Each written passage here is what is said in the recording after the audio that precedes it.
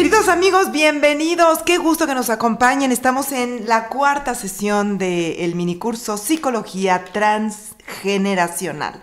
Gracias, muchas gracias por acompañarnos. Estamos aprendiendo muchísimo. Hay muchas cosas de nuestras conductas, de nuestros comportamientos, de lo que se nos atora en la vida, de los patrones que estamos repitiendo, de esas huellas de abandono, de humillación, de esa tristeza, de ese sufrimiento que a veces no encontramos de verdad. ¿De dónde viene? ¿Por qué lo estamos sintiendo? ¿A quién estamos cubriendo? ¿A quién le estamos teniendo esa lealtad? Nosotros en este curso estamos viendo que muy probablemente algún antepasado que no pudo superar, que no pudo acabar con algún sufrimiento, con algún trauma. Hay muchos casos por los cuales se puede consultar para superar todo esto en una terapia transgeneracional. Y Raquel Schlosser es una verdadera pionera, nuestra maestra de toda esta semana aquí en México. Ella ha tomado, por supuesto, el conocimiento de muchos teóricos y mucha gente que ha incursionado en esto de la psicología de las configuraciones o constelaciones familiares, como el Dr. Bert Hellinger y muchos otros, no solamente él. También has mencionado a muchos otros teóricos, Raquel, pero has hecho tu propia escuela. Sí. Lo has tropicalizado, lo has profundizado, te has ido hacia la rama de qué pasa en las comunidades, qué pasa, y eso lo vamos a ver el día de mañana, qué pasa como sociedad, porque muchas de estas terapias, de estos sistemas se pueden trasladar de la familia, o sea, no solamente de la familia, sino también al trabajo, a la comunidad, al gobierno. Veíamos ayer el caso, por ejemplo, de los migrantes. En fin, hay tanto, pero tanto que se puede hacer para establecer diagnósticos y sobre todo para superar esos traumas transgeneracionales. Así es de que, Raquel, bienvenida nuevamente, qué gusto que estés aquí con nosotros. Y hoy vamos a estar hablando de otro tema que nos interesa muchísimo, y es cómo se pueden, ¿verdad?, liberar esos traumas de nuestros antepasados. Ya hemos estado hablando un poco de eso, pero ahora vamos a ir un poco más a la técnica, vamos a ir un poco más a los casos que nos has estado compartiendo, casos en los que, Raquel, cualquiera de nosotros se puede identificar. Yo, en cada una de las historias que has contado, puedo pensar en alguien que ha estado en la misma situación o cosas que también a mí me han pasado y que tan solo escucharte, pues ya estamos en el camino de empezar a hacer conciencia y empezar a buscar respuestas para nuestras propias situaciones, Raquel. Mira, es muy interesante la pregunta que haces porque hay que subdividir, ¿no? Nosotros somos seres humanos que interactuamos en diferentes espacios y en cada uno de esos espacios esa historia está expresada. Por ejemplo, vimos ya el del cuerpo con el ejemplo que te di. Vimos en la violencia política, ¿no?, con el ejemplo que les dimos antes en la guerrilla en Nicaragua y el embarazo con una violación multitudinaria. Vimos que una anorexia no era una anorexia, era el recuerdo del dolor de una abuela que prácticamente le asesinó el propio padre de su bebé a su bebé en el vientre. Entonces, nosotros tenemos que ver en cuál de los ambientes que nos movemos suceden las cosas. Es por eso que cuando iniciaron las constelaciones en México, que fue hace 20 años, que ahora mi instituto está de gala porque ya tenemos 21 años, somos súper mayores de edad. Vamos a celebrar todo este año y estamos arrancando con este programa y este curso de lujo que nos permite el micrófono llevar a tanta gente y la tecnología. Que tú nos compartes y que te agradecemos tanto. Entonces, nosotros, cuando yo empecé y como estuve tan pegada con Bert y tan pegada con el primer círculo de él, entonces traje a los más grandes a que uno me enseñaran muy especializado, y entonces tengo que darle crédito a Albert Marr, que me enseñó las constelaciones políticas, a Gunther Weber, con el que aprendí las empresariales, a Sieglinde Schneider, con la que aprendí constelaciones para niños con las figuras, a Jakob Schneider, con el que aprendí constelaciones con cuentos de hadas, y que por cierto tengo todo un curso que después va a estar ya en mi página web, que van a ver, que está con mi nombre, que es Constelaciones para Avanzados, donde vamos a poder tomar a todas las personas que han estudiado constelaciones y les vamos a dar estas técnicas que son para avanzados. No se trabaja igual con la cuestión política que con la cuestión social, que con el bullying, ¿no? Entonces, he tenido toda esta formación también en trauma, y desde hace 20 años, yo no estoy nueva, y traje a todas estas personas maravillosas. Llenábamos un auditorio con 300, 400, 600 personas para elevar el nivel de las constelaciones y que estuvieran a tono con lo que estaba pasando en Europa, para no quedarnos atrás. Esa fue mi esperanza, lo logré, y después empecé a desarrollar los programas académicos porque vi que se estaba desvirtuando como si fuera magia. Entonces, vamos a la parte empresarial. Nosotros tenemos psicología transgeneracional para empresas y organizaciones. Fuimos la primera institución que trajimos un curso súper especializado con un suizo, una americana, argentino, uno de los mejores holandeses que fue mi gran maestro también, Jan Jacob Stam, y un austriaco. Y estuvimos trabajando con ellos. ¿Y de qué se tratan las constelaciones empresariales? Mira, las empresas son seres vivos, se transforman en seres vivos. Imagina una empresa que tiene 130 años o 120 años de existencia.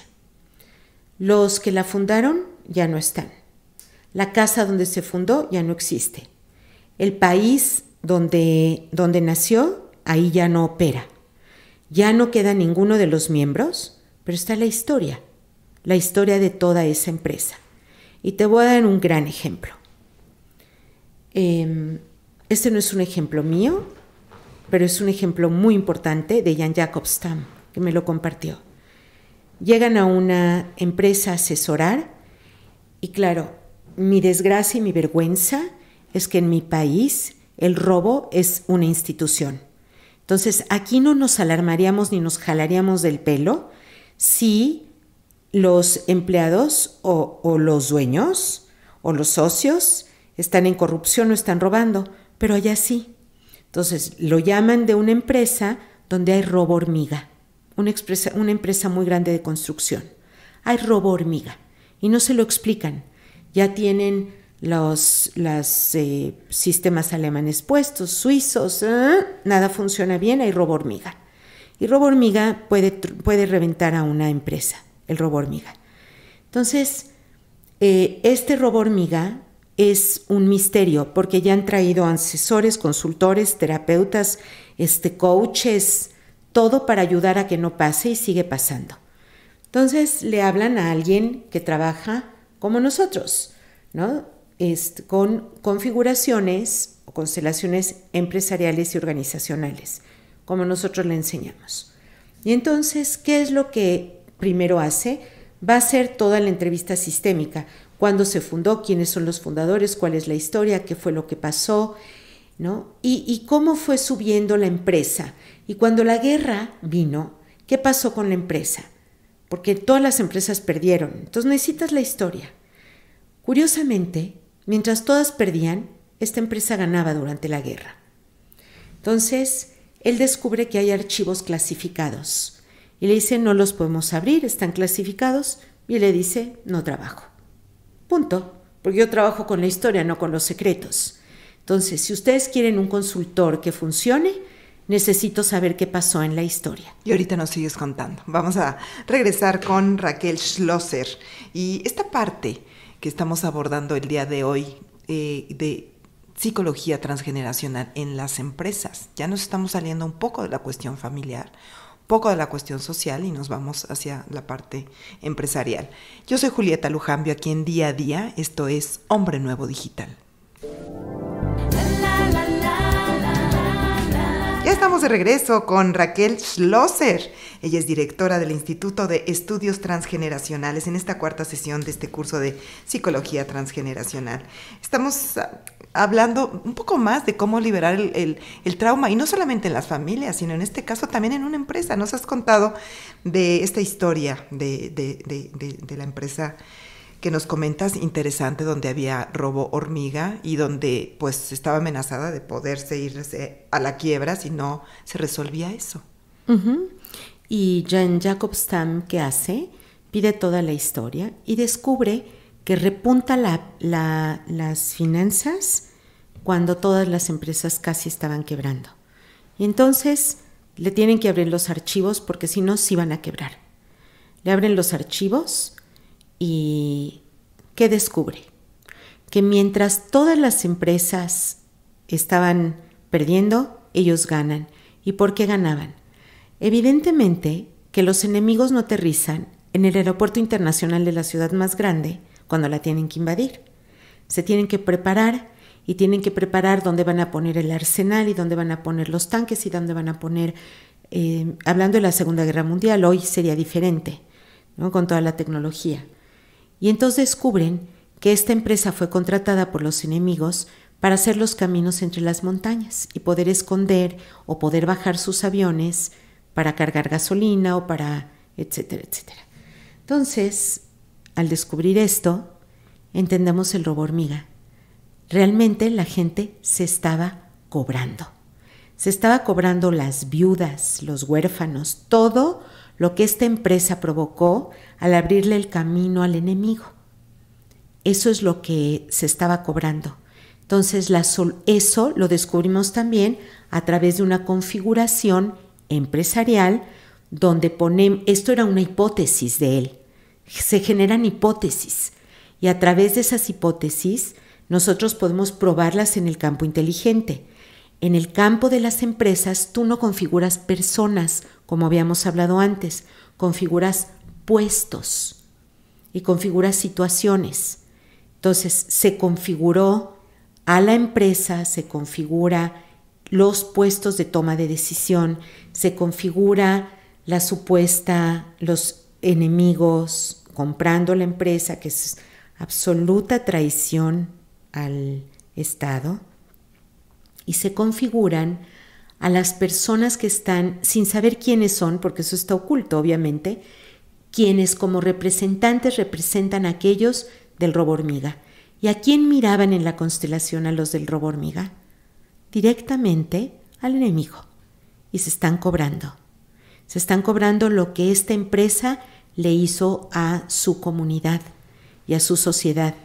Y entonces preguntaron, ¿ahora qué hacemos? Ahora solo te resta resarcir el daño. Hay muchos huérfanos, hay muchas personas que por eso ya no pudieron estudiar, trabajar, y si quieres hacerlo, lo mismo que ganaste, lo tienes que invertir en becas, trabajo social, escuelas para la comunidad, protección a las viudas, etcétera, etcétera. Todo lo que ocasionaste, o sea, no puedes quedarte con la ganancia. Tienes que hacer una fundación, ¿no? Y claro que el pensamiento empresarial de ellos no era sistémico y decía, ¿pero cómo? Entonces, pero no son las mismas viudas. Dice, no, pero es una nación dañada. Entonces, es muy interesante porque como cuando dan seguimiento te das cuenta que va repuntando un poco, que baja, ¿no? Eso es en lo social, porque a mí no me gusta dejar las cosas en el lugar pequeño, pero el mismo ejemplo te doy en una empresa familiar en la que ocultó el padre que había un primer hijo con otra pareja. No porque quisiera, Él tenía 17 años, vivía solo en un pueblo, se relaciona con una mujer. A esa mujer no la dejan andar con un niño pobre que luego se volvió un niño rico con su trabajo. Después, mucho después. Y entonces tiene una empresa familiar donde voluntariamente trabajan 2 de los hijos y otros 2 no quieren trabajar ahí. Se van, ¿no?, del país, no trabajan en esa empresa. Trabaja solo el mayor y el penúltimo de los hijos. Los otros 3 no quieren trabajar, hacen su propia empresa, sus propias empresas, y cuando había riesgo de perder la empresa familiar, habían tomado muy malas decisiones, pero lo curioso es que cuando configuramos los puestos, nadie está viendo a los clientes, nadie está viendo a los clientes potenciales, nadie está viendo a la empresa, y decíamos, bueno, ¿a dónde están mirando? Y le preguntamos, ¿hay alguna información que no nos estés dando? Falta alguien aquí, porque hay una información que no nos estás dando. Y de repente, en ese campo inteligente, se acuerda que cuando él tenía 13, 14 o 15 años, un tío le da dinero y le dice, a mí me da mucha flojera ir, mira, lleva este dinero a esa casa.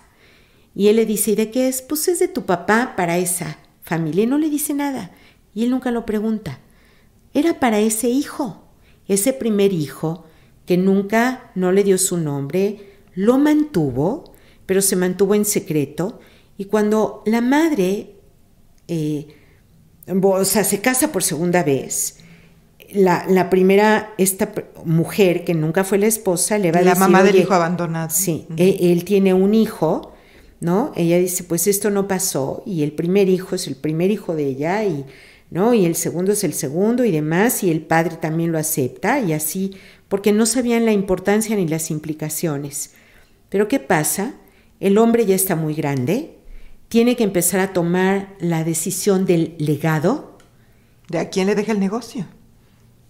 Supuestamente a los 2 que trabajan, ¿no? Pero también en la herencia, pues él tiene sus acciones y tendrá que dividirlas. Y ahí sí entra el otro hijo.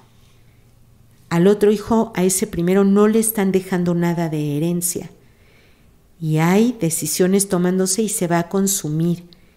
Y va a consumir esa empresa, porque además lo sé que así pasó, porque decidieron no hacerlo. Todo lo que la empresa dio, se lo llevó.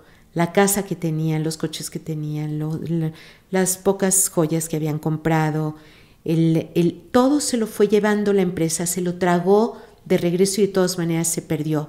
Porque a la hora del legado, sí importa a dónde se quedan en una empresa familiar, a quién le va a dar el 50 y tantos o el 49 o el 99 o lo que tuviera el padre, a quién le va a dejar las acciones que él tiene. Una cosa es los que trabajan, que se merecen quedarse con todo el negocio, y otro las utilidades que esas en una empresa familiar pues tienen que ser divididas entre los miembros. Y el patrimonio sobre todo, porque pues patrimonio viene de pater, y si eres padre para todos tus hijos. Así es. Yo creo que aquí en el fondo está la justicia social, ¿no? Si tú no puedes saltarte ni los órdenes del amor, ni la justicia, ni en el interior, al interior, ¿no? Con los mismos accionistas, socios, empleados, proveedores, en fin. Nadie. Tienes que ser legal, tienes que ser justo. Así es. Y algo que tú dijiste, todo eso, todo ese emporio a lo mejor de estas grandes empresas que lograron construir, sí, con trabajo, con buenos negocios, con publicidad, con mercadotecnia, en fin, pero finalmente, ¿quién te hizo grande? La gente. Y es a esa gente que también tienes que devolver ese patrimonio que te ayudó finalmente a hacer. ¿Cómo? Tú lo dijiste, con ayuda social, con fundaciones, etcétera, etcétera.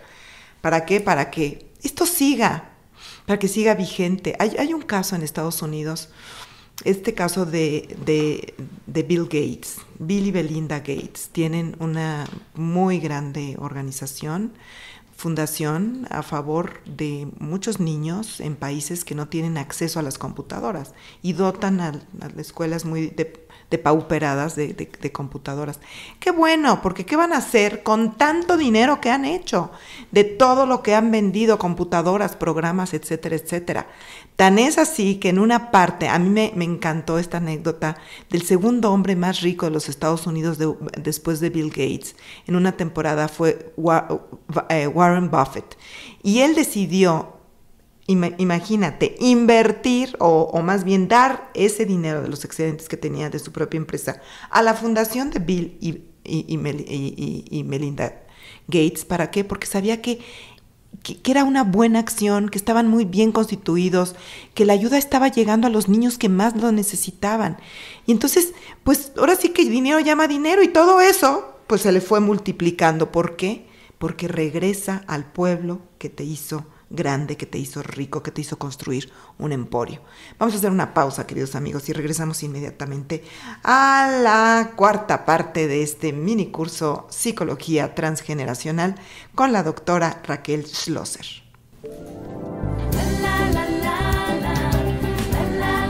Y vamos adelante, queridos amigos, con esta cuarta parte del curso Psicología Transgeneracional. Bueno, ¿cómo se superan todos estos traumas? No solamente en la parte del sistema familiar, sino también de los sistemas sociales. Hay tantas cosas, por ejemplo, Raquel, los países conquistados. El caso de México y el caso de muchos países, que llega una nueva cultura, una nueva civilización, en este caso los conquistadores españoles, y derrumban todo lo que se había creado, templos, cultura, de la gran cultura mesoamericana, en fin. Y entonces, ¿qué pasa con todo eso que ya no pudo florecer, que ya no pudo seguir? Hay que hacer como una terapia, digamos, social para recuperar y para superar ese trauma, esa injusticia, ese despojo que se dio ya casi hace 500 años, por ejemplo. Pero es que 500 años en nuestra vida no es tanto, ¿no? No son tantas generaciones, estábamos hablando de bisabuelos y tatarabuelos, no son tantas, ¿no? No son tantas generaciones en la historia. Pero sí es importante saber que tiene efectos, que puede tener efectos. ¿Sabes dónde? En la discriminación. El tema de discriminación, por ejemplo, cuando se casaba uno de esos hombres españoles con una mujer indígena. El tema de discriminación, y lo viví en Sudáfrica cuando fui a trabajar, con parejas que eran bicolores. Multiculturales, ¿no? O biculturales. Negro y blanca durante el apartheid, cómo tuvieron que mantener su matrimonio oculto. Entonces, es muy interesante porque las cuestiones sociales empiezan a aparecer con mucha fuerza. No se trata de un desorden del amor. Ahí se trata de un desorden social basado en la discriminación.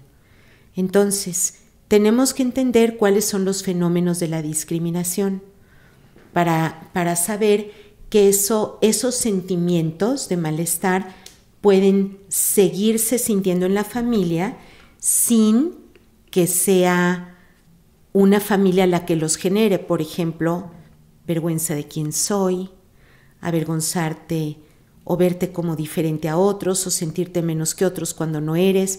Entonces, la psicología del yo lo puede interpretar como autoestima baja. Yo eso lo tengo como cuidado, ¿no? O sea, entrecomillado. Cuando vamos para atrás y vemos que se trata de estas parejas, por ejemplo, biculturales, donde era la madre indígena, el papá español, ¿no? Aunque fuera un español ladrón, de menos cultura y de menos presencia y dignidad que la mujer, el hecho de tener un color de piel diferente hacía que no los aceptaran los españoles o que los familiares dijeran los parientes negritos o los morenitos. Todo este factor de discriminación importa.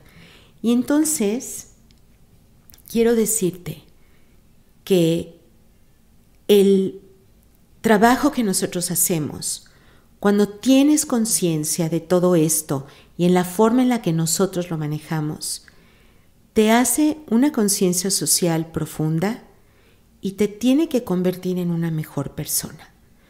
Porque si ves todos los efectos a través del tiempo que ha tenido, la discriminación, en este caso particular que preguntas, entonces, ¿cómo puedo perpetuarla? No puedo perpetuarla porque yo también estoy escribiendo la historia y se las estoy escribiendo a los de adelante. Entonces, de alguna manera estamos promoviendo, también a través de nuestros programas académicos, también a través de mis cursos, estamos promoviendo educación para la paz, estamos promoviendo cultura de paz, estamos promoviendo personas socialmente responsables los unos por los otros. Y no hay nada que otro no vaya a padecer que yo haya dañado en mi sistema, porque no sabemos si ese hijo de una indígena y un español se va a sentar el día de mañana en el pupitre de donde va a estar mi nieta o donde va a estar mi nieto, y va a ser resentido social por haber sido discriminado por el color de piel o por las sensaciones que tuvo con su madre de no ser aceptado, o porque querían más a la hermanita de piel blanca y ojo claro que a él o a ella. Entonces estamos reproduciendo sistemas de discriminación dentro de la propia familia. Eso para dar el ejemplo concreto de lo que decías. Podría yo simplificarlo y decir, bueno, la van a hacer sentir mal y entonces la niña por imitación o también se siente mal como la abuela. Es mucho más grande que eso. Entonces nosotros educamos para la paz, para la cultura de paz, cuando vamos haciendo conciencia del efecto profundo que puede tener entre las personas, ¿no? Todo este proceso. Entonces, ¿por qué le entré a las constelaciones, a las configuraciones y constelaciones empresariales? Si a mí, la verdad, mi corazón está puesto en el tema de la familia, en el tema de la salud, ¿no? ¿Por qué le entré? ¿Cuántas horas pasamos en el trabajo? ¿Cuántas cosas arrastramos de la familia a la empresa y de la empresa a la familia? ¿Cuántas frustraciones hay? Por eso decidí entrarle, porque entonces tengo para ofrecer el espectro completo: la salud, el trabajo, la familia, ¿no? Los niños y las niñas, y tengo todas las posibilidades de dar educación profesionalizada en las diferentes áreas que se pueden afectar. No solo eso, una persona que ya esté afectada, digamos por discriminación, ¿podrá aspirar a un trabajo de alto nivel? ¿O cómo se va a presentar cuando hagan un reclutamiento? ¿Se va a presentar con su fuerza o con su debilidad? Entonces, si hacemos consciente que todos somos humanos, que pueda ver que la discriminación fue del pasado y no tiene por qué cargarla, entonces se presenta con mucho más aplomo, ¿no? A su entrevista, con todo lo que estudió, con todo lo que hizo, con todo lo que trabajó. Y con la dignidad, por supuesto, que merece por encima de todo.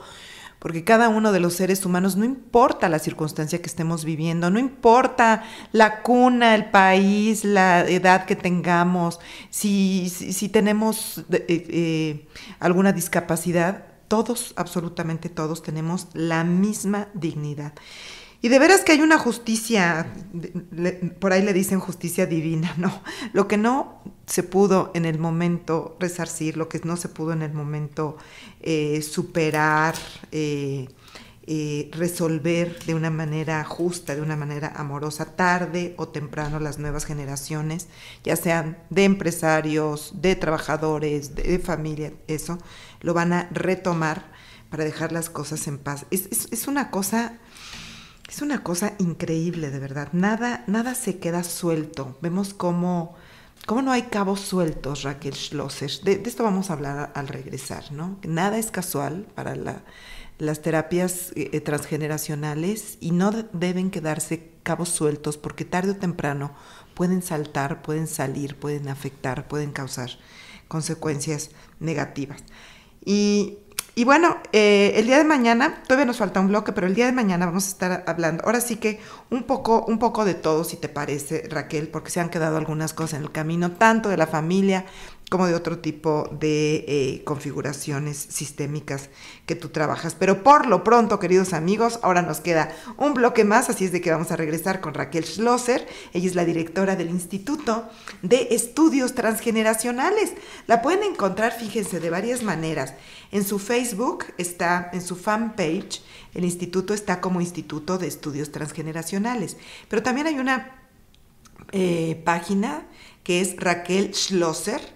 Les voy a deletrear el apellido con mucho gusto. Es SCHLOSSER.com, raquelschlosser.com, o también en el sitio web de psicologiatransgeneracional.com. Regresamos. Bueno, queridos amigos, pues ya estamos de regreso en esta cuarta parte, la cuarta sesión del mini curso Psicología Transgeneracional con la directora del Instituto de Estudios Transgeneracionales, la doctora Raquel Schlosser.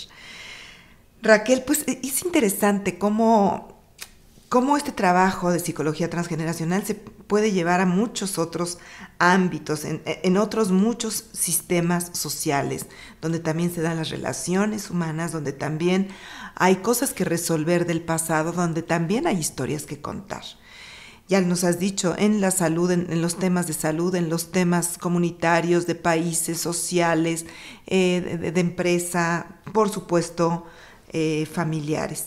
Y yo creo que en todas estas áreas de la vida hay cosas que se tienen que superar. Hay historias que se quedan truncas, hay historias que todavía no se terminan de contar y que las nuevas generaciones pues tendrán que hacer su parte, porque todo eso no se pierde del todo. Y nosotros nos preguntaremos, ¿hasta qué generación estaremos arrastrando cosas, secretos que se actúan, historias que se han quedado truncas?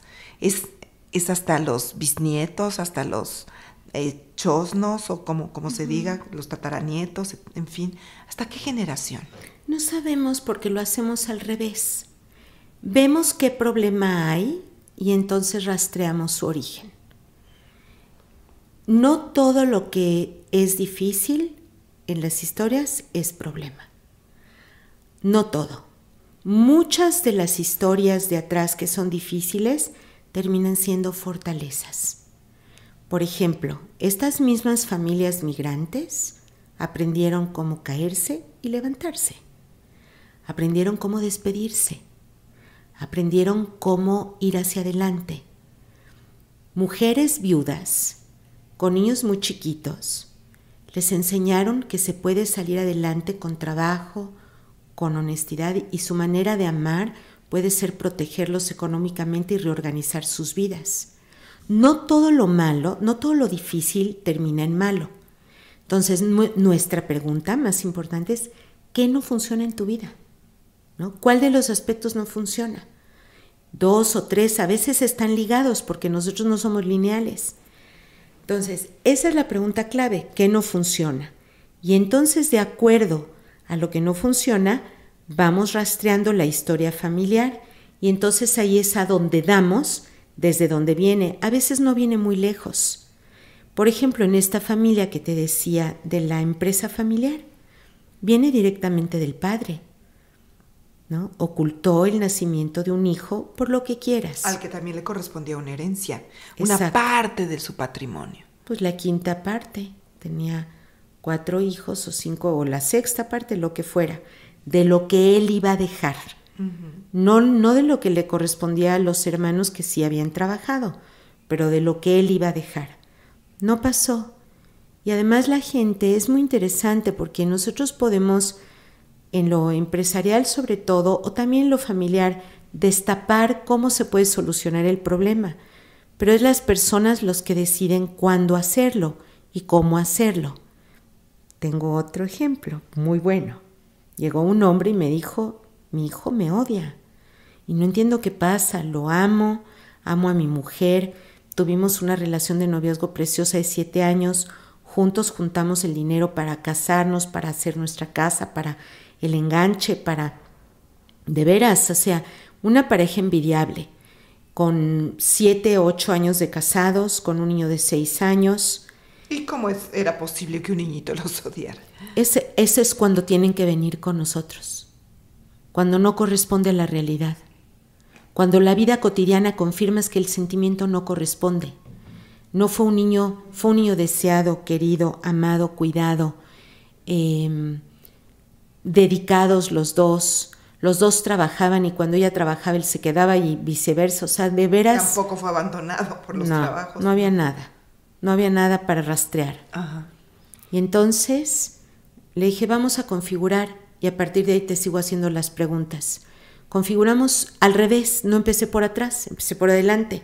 Vamos a ver tu familia actual, tu mujer, tu hijo y tú. Y curiosamente, en esa configuración, en esa geografía, un niño de 6 años tiene que estar cerca de sus padres y por lo menos mirándolos. Entonces era curioso porque el niño miraba para afuera, para otro lugar, y el padre también.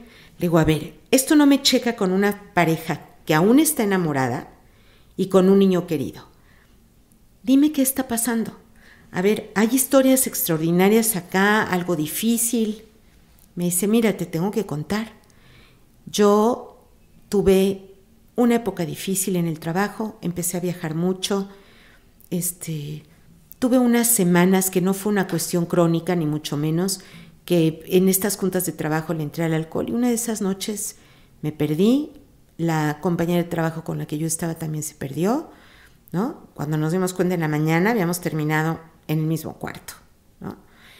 Y me dice, los dos nos paramos inquietísimos, oye, esto no es, mi mujer, la amo, la quiero, no, yo, no, y ella también, oye, no, ni me gustas, o sea, qué horrible, ¿no? Lo que hice. Oye, lo que puede hacer del alcohol. Claro, no se acuerdan porque hay lagunas. Ajá. Bueno, entonces, 2-3 meses después, llega ella y le dice, mira, te tengo que comunicar algo. Tengo 40 años. Me divorcié de mi esposo porque éramos estériles. Yo era estéril y él sí quería tener hijos. Yo no me cuidé contigo porque yo era estéril, pero resulta que tengo 40 años o 41, no recuerdo, y salí embarazada. De esa noche. Y no voy a abortar. Bueno, qué puntería. Pues no, era el hijo que había estado esperando tanto tiempo. No voy a abortar porque no te voy a tener otra oportunidad. Y te libero de todo. No tienes ni que cuidarlo, no te voy a demandar, no quiero nada. Nada, de verdad nada, porque fue responsabilidad mía. Soy una mujer adulta, asumo todo. Y él le dijo, ¿cómo? Para nada. O sea, mi abuelo no fue un hijo reconocido. Entonces yo a este hijo lo voy a reconocer. No, mi padre no fue un hijo reconocido por mi abuelo. Entonces yo lo voy a reconocer. No puedo yo echar a perder mi vida. Lo siento mucho.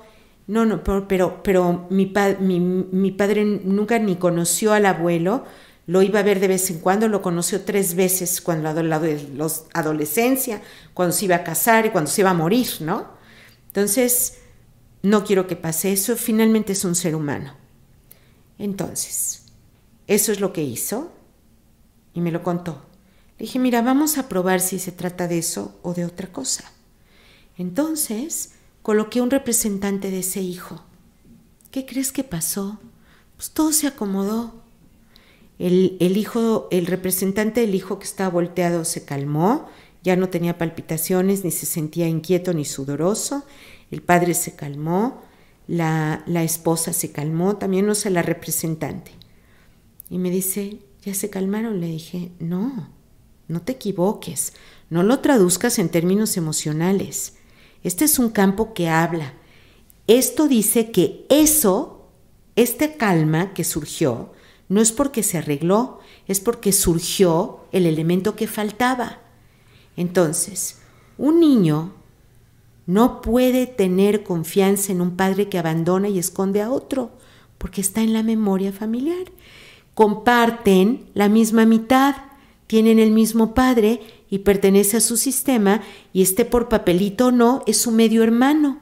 Entonces no puede no estar presente, ¿no? Entonces, ¿qué es lo que pasa cuando esto sucede? Me dice, entonces, ¿esto se tiene que arreglar hablando con mi mujer? ¿Diciéndole a mi hijo? Le digo, pues velo. y tú decide.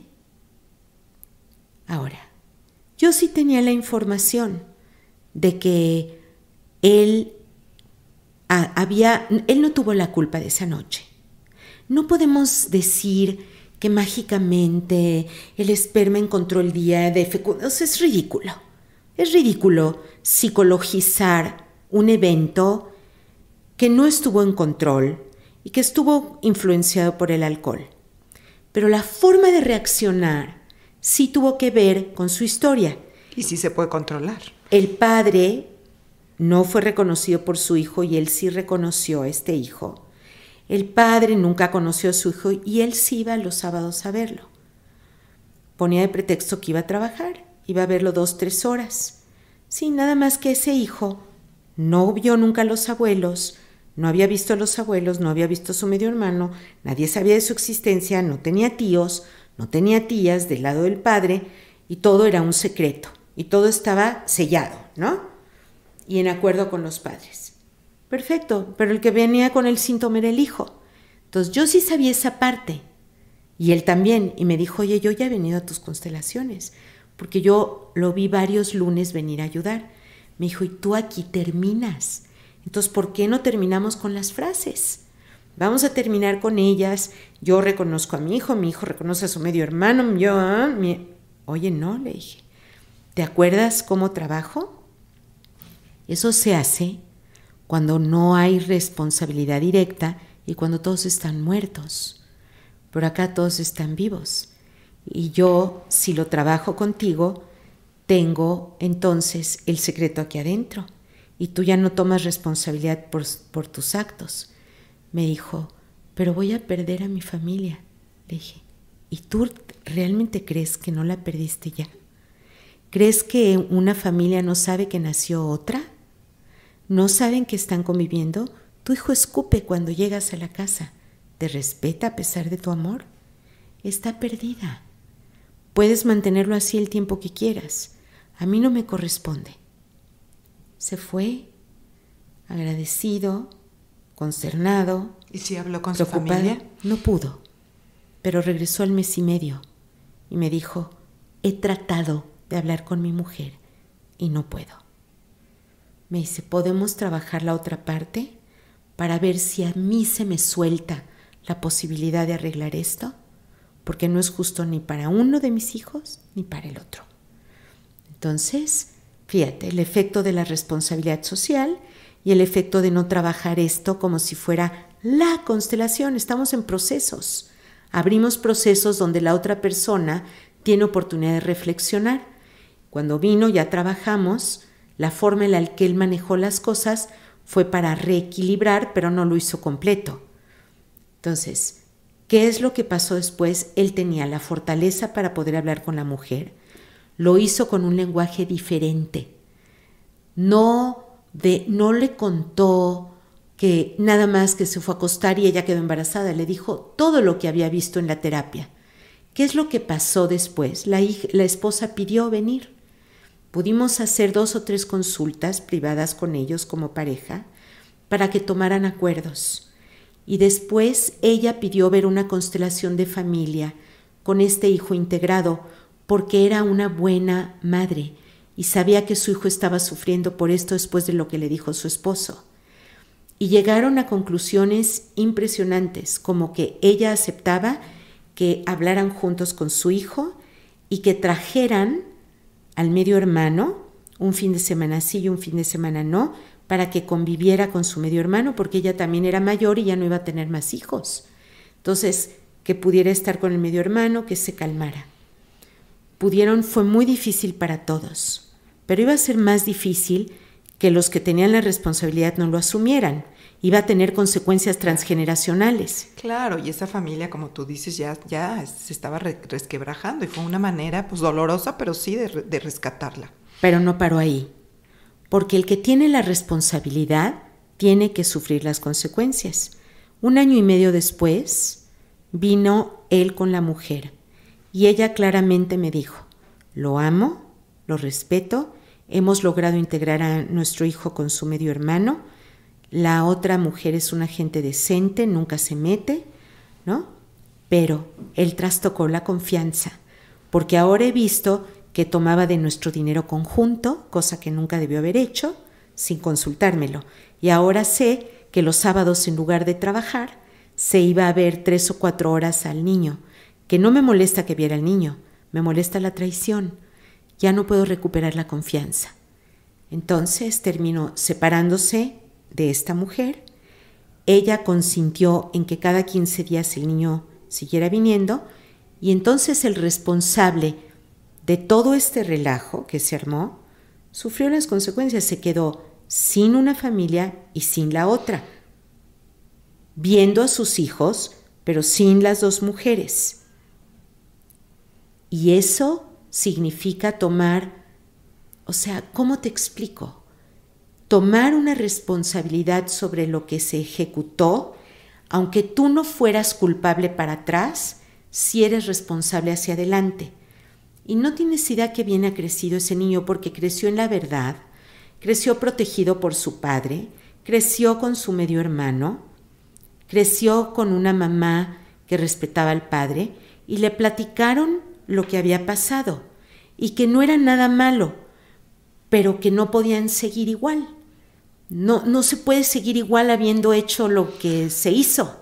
Pues mira, son a veces decisiones pues terribles, ¿no? Dolorosas, de separación, pero otra vez los órdenes del amor y la justicia, ¿no?